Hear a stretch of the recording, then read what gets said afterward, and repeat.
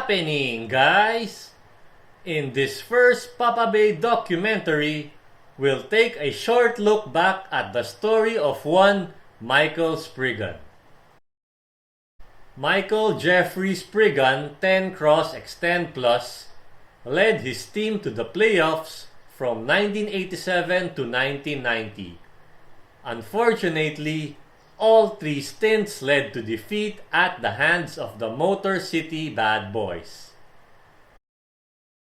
Against John Sally as Perfect Phoenix Outer Volcanic Dash.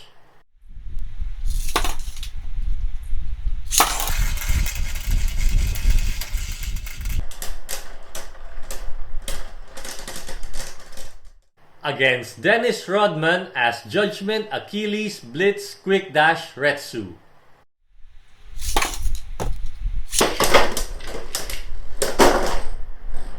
Against Rick Mahorn as Zwei Diabolo Sting Quick Dash.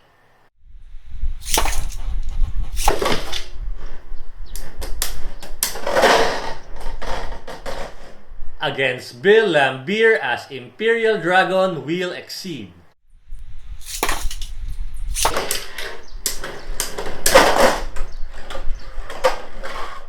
Against Isaiah Thomas as Lord Diabolo's Zero Wall Bearing.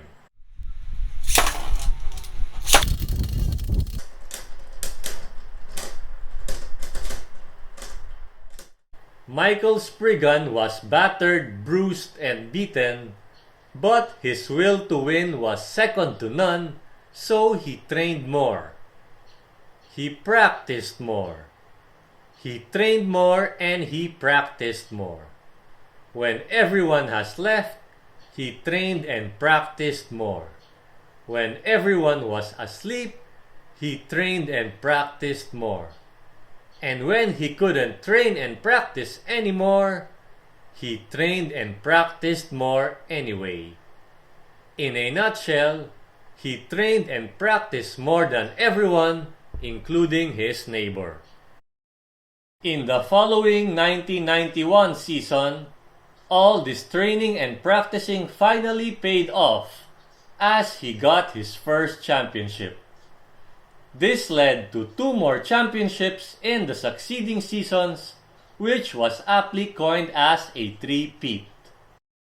In 1993, his mentor was tragically murdered, and as a result, he lost his desire to blade. Therefore, he announced his retirement, which surprised both media and ordinary people alike. However, the real surprise was his announcement that he will pursue the dream of his late mentor to become a Bakugan player. To cut a long story short, he failed despite his unparalleled will to win. In 1995, Spriggan announced his return to blading via a 2-word press release, "I'm back." He led his team to reach the semifinals that same year, but lost to an up-and-coming powerful Bey and a future Hall of Famer. The next season, Michael was freshly motivated by the defeat, so he trained and practiced. Trained and practiced. Trained and practiced. The result? An unprecedented second three-peat spanning the years of 1995 to 1998.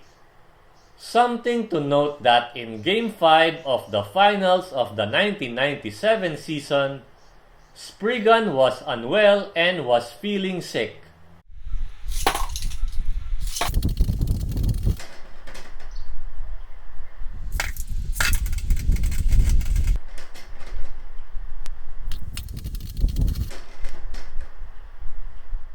As expected, his will to win wouldn't be denied, so he still played despite the fact. Facing tremendous odds against his favor, he came up with a trump card.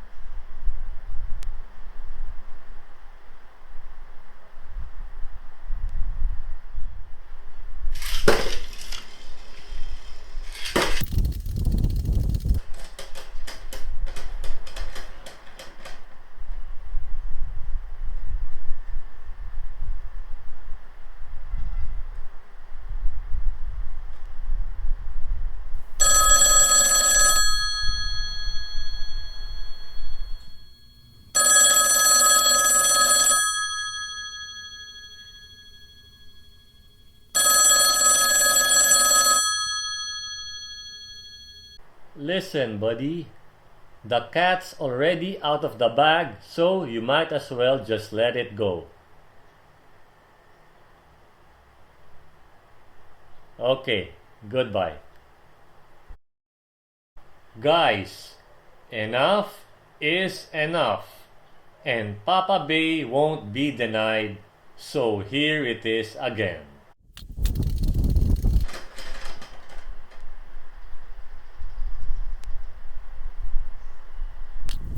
And again.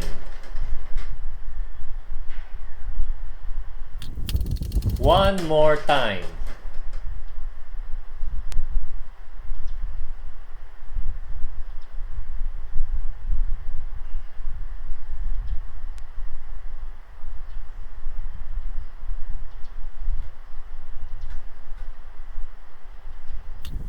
And again.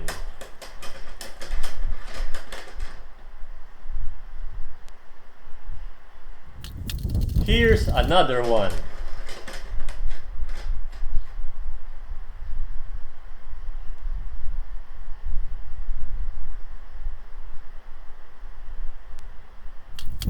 And yet again.